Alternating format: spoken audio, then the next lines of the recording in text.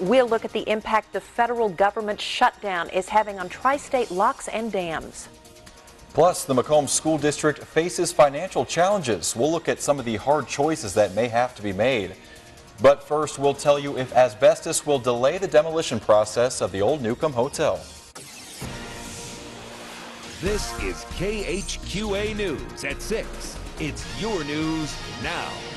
The city of Quincy says it will move forward with the cleanup of the former Newcomb Hotel, despite a previous report that found traces of asbestos inside the building. KHQA's Brooke Hash explains why this is not a concern for city officials.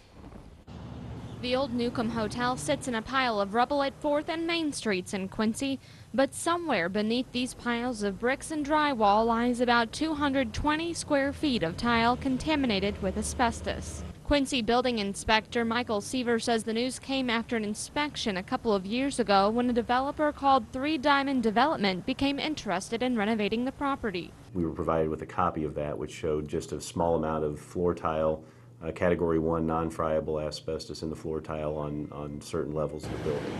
But that survey that was done for renovation and not for demolition, and so the difference being that in a pre-demolition inspection they would open up wall cavities and things like that. It hadn't been an issue until recently when a September 6 fire destroyed the vacant building. Due to safety concerns, the city contracted with Blix Construction to demolish the building down to the first story. But before the city can proceed with the cleanup, it must pay for an additional person on site to monitor any traces of asbestos mandated by the Illinois Environmental Protection Agency.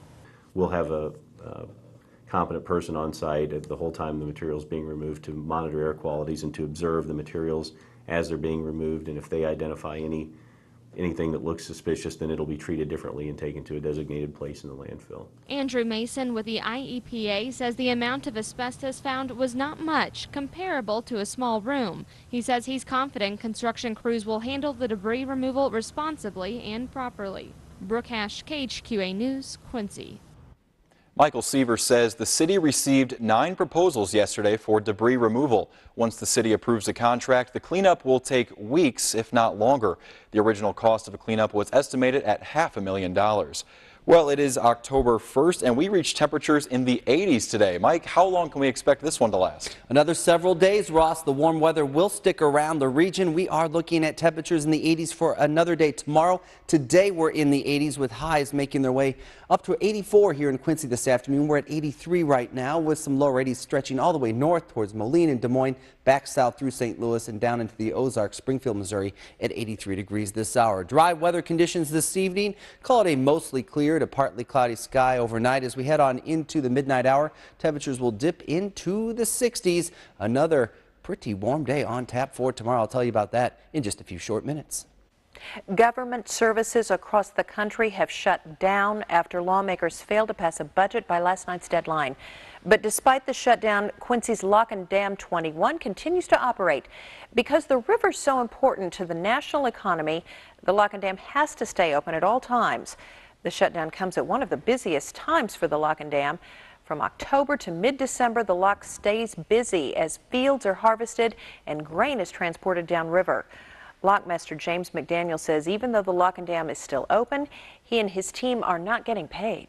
We will eventually get paid, but as of now, our paychecks will not come to us until they resolve the issues in the Congress or in Washington, D.C. McDaniel says employee vacations also were canceled. He says the federal government provides a bare minimum of emergency financial support to keep the lights on and the Lock and Dam running. Illinois Governor Pat Quinn joined healthcare professionals and others to welcome the opening day of the Affordable Health Care Act. Governor Quinn says the launch of the health insurance marketplace marks a historic day that will change the lives of hundreds of thousands of Illinois residents. But the federal website where people enroll did experience some glitches. Consumers couldn't get beyond initial screens, and some said they were on hold for 20 minutes to speak with someone on a hotline to set up and assist them. Quinn says glitches are part of any new endeavor. To understand that the best thing we could possibly do in our state is have health and wellness for everybody. Illinois' website is called Get Covered Illinois. Missouri Governor Jay Nixon appointed a new Clark County Circuit Clerk today as state auditors continue to look at the office's finances. Nixon appointed Kay Biggerstaff to replace former Circuit Clerk Mary Jones. Clark County Circuit Judge Gary Dial suspended Jones on July 24th of this year. She later was escorted from the building and allowed to resign from her post. Details of the financial issues still are not publicly known. Dial said he expects auditors to remain at that office for several more weeks. A Quincy man who died after his car hit a building at 8th and Adams Streets had alcohol in his blood at the time of the crash. That's according to the Adams County coroner. Matthew Fulmer died of a skull fracture shortly after 4 p.m. on August 21st. Witnesses say they saw Fulmer speeding south on 8th Street before his truck crashed through the fence at the Blessed Sacrament School playground, struck a tree, and became airborne. Fulmer's truck landed in the Crossing thrift shop and caught fire, destroying the building and the apartments above the shop. The coroner would not release Fulmer's blood alcohol level.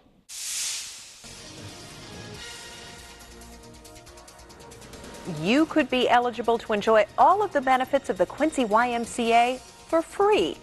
We'll tell you how coming up.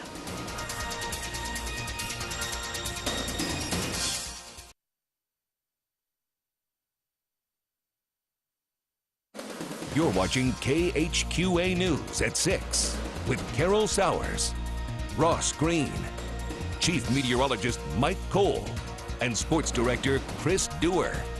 This is KHQA. It's your news now.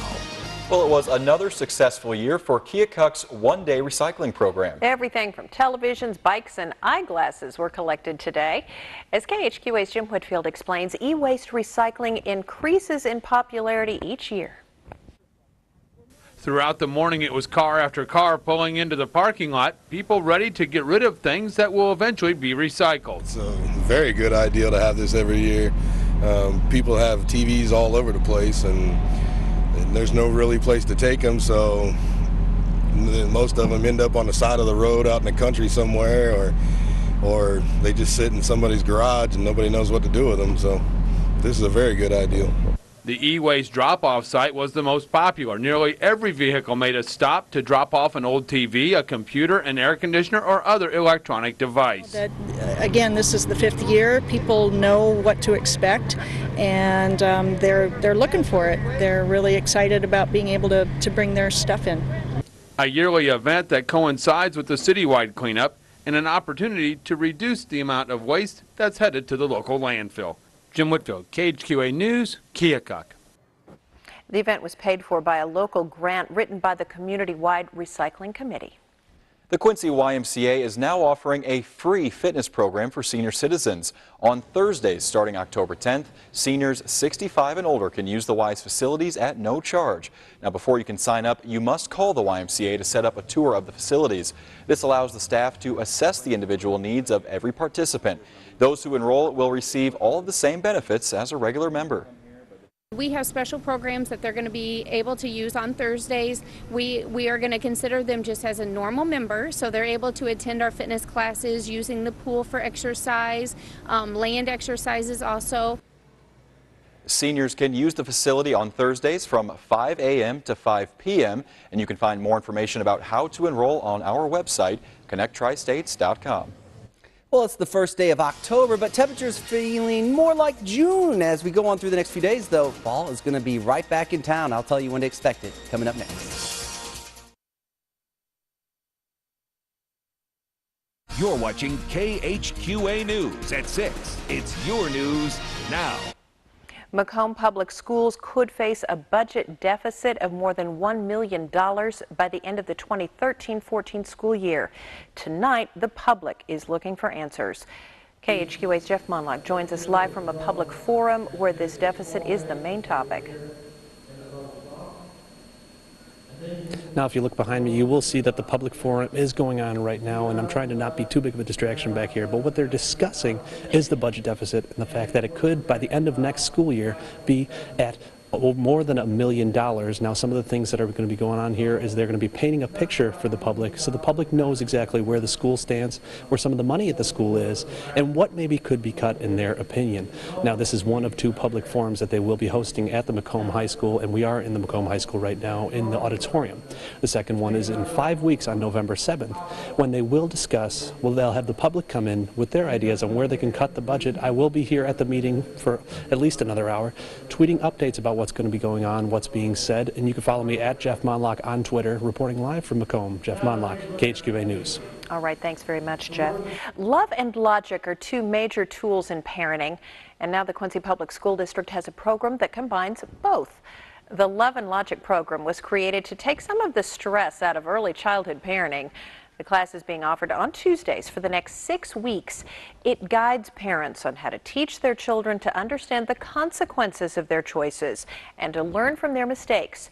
Instructor Vicki Davis says the program gives parents the resources to succeed.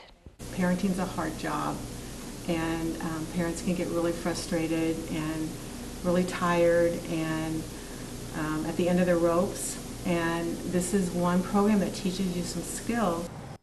For more information about the Love and Logic program, you can contact the Early Childhood Center. Now, your exclusive 7 Storm Team forecast. Greetings, everybody. Thank you very much for watching this evening. Blue skies out there, a quiet evening. The sun should set in about 45 minutes or so. The Sleep Tight weather cam showing quiet weather conditions all across the region and here in Quincy as well, of course. As we head on through the region right now, temperatures have been in the 80s most of the afternoon. It's 81 in Fort Madison as well as in Keokuk and here in Quincy. 83, one of the warmer readings up Macomb.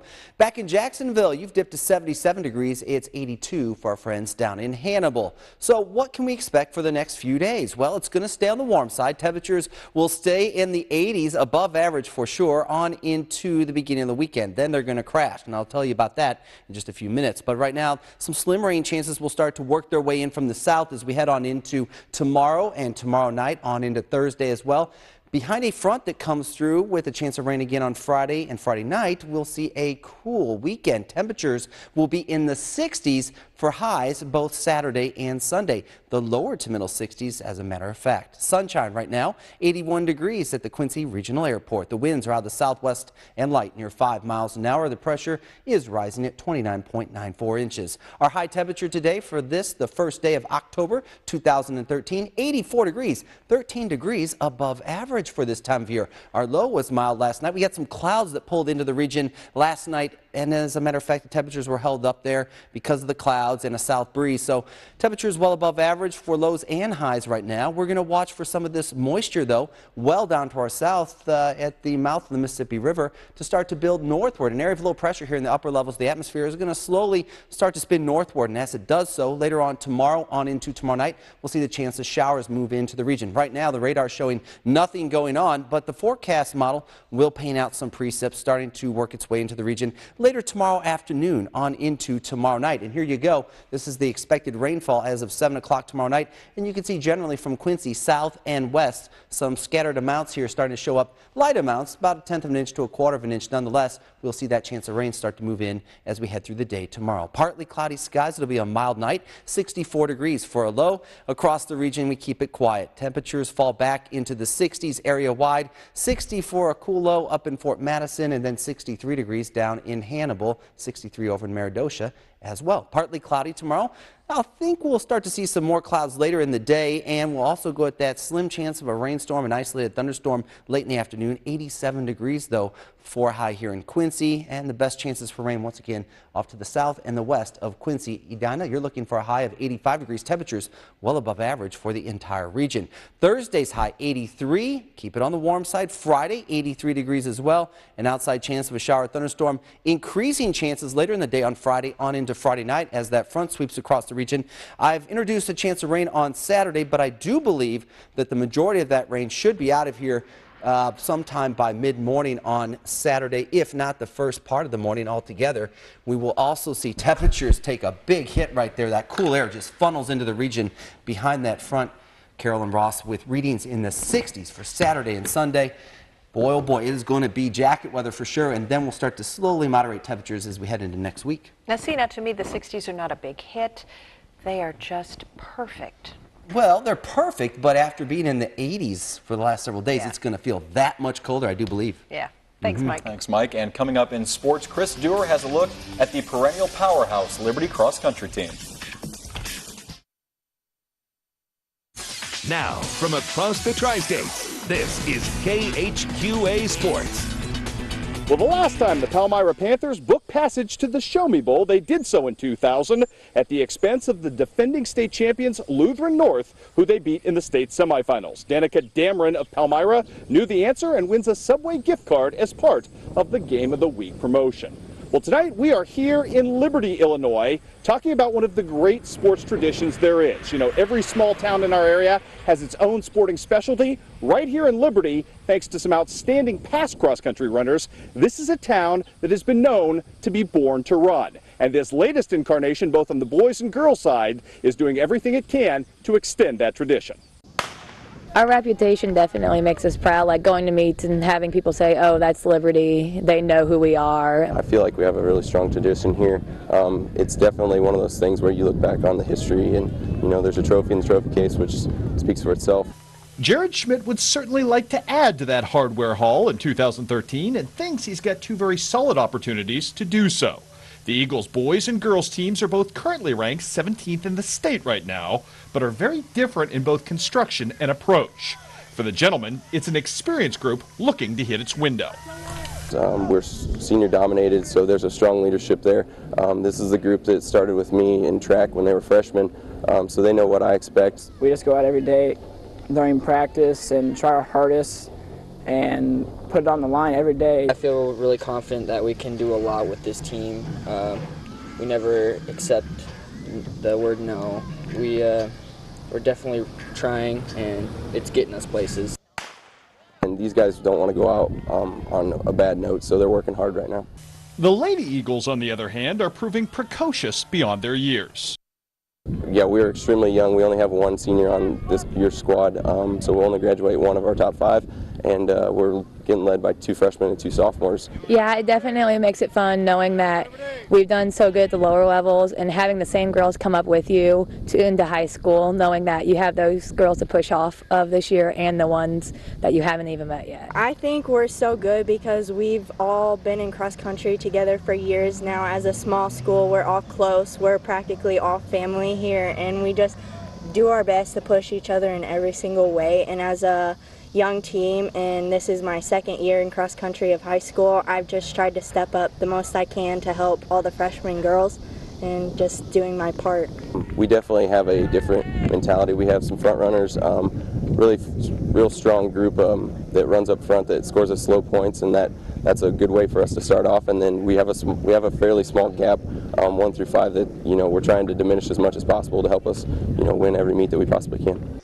So there you have it, a Liberty cross-country team both on the boys and girls side that certainly bears watching as we move into the postseason. 2 quick football notes for you from Missouri. New state rankings are out. Hannibal back into the Class 4 poll this week at number 10, while the Palmyra Panthers jump up a spot in Class 2 to number 8. Hey, we've got a ton of softball coming your way tonight at 10, as well as a little bit of volleyball. We'll see you then, everybody.